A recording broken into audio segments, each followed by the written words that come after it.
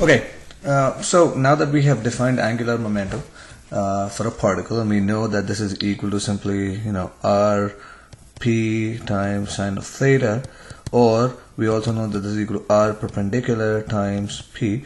Now this r perpendicular, just let's make sure we understand that this is also called the moment arm. Okay, so this is the perpendicular distance of the momentum from the point about which we are trying to find the angular momentum. Just like torque also was equal to r perp times the force, and this r perp there also was nothing but the moment arm. So again, we have this particular thing. We want to look at a couple of simple, we'd like to make a few simple connections. Okay, one of which was earlier when we studied system of particles and we were looking at collisions and all kinds of things. We came to a conclusion there where we said that the time derivative of the momentum for the entire system was equal to the net external force, so sum of all the external forces on the system. We knew this. Okay, and we used this a lot, and then we also came up with the with the statement of the conservation of linear momentum, where we said that if the net external force on a system is 0, then the total momentum is conserved, and all kinds of statements were made. Okay, in a similar manner, we asked, does a similar expression hold true for the rotational case? So we ask, is dl by dt, okay, where this is L total for all the particles of a system, is this equal, okay, so let's put a question mark, is this equal to tau total, or is it equal to tau external? This is what we want to ask.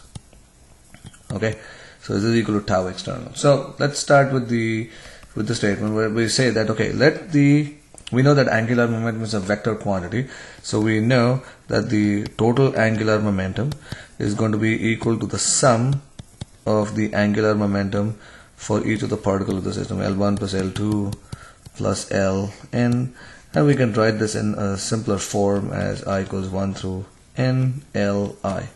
Okay, now if we were to take the time derivative of this, where we do L total differentiated with respect to time, what we would end up getting would be dl1 by dt plus dl2 by dt plus dln by dt, and once again we could write this as simply the summation of d by dt of li as I goes from 1 to n.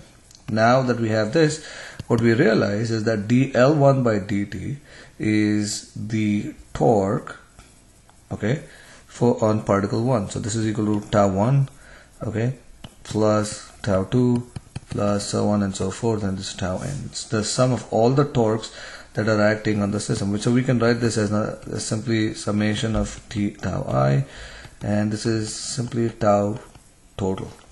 Okay, now so when we find this, what we have to do is we have to account for all the forces that are acting on the system that are going to be responsible for all the torques.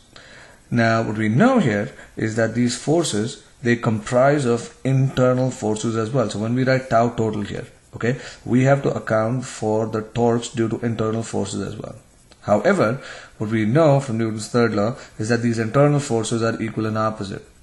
So the net torque, okay, due to all the internal forces, so what we can, okay, the net torque due to all the internal forces will be equal to 0. So what we'll do is we'll take this tau total and we'll break this up into two. We'll write it as tau internal, okay, plus tau external. So this will be tau internal per external.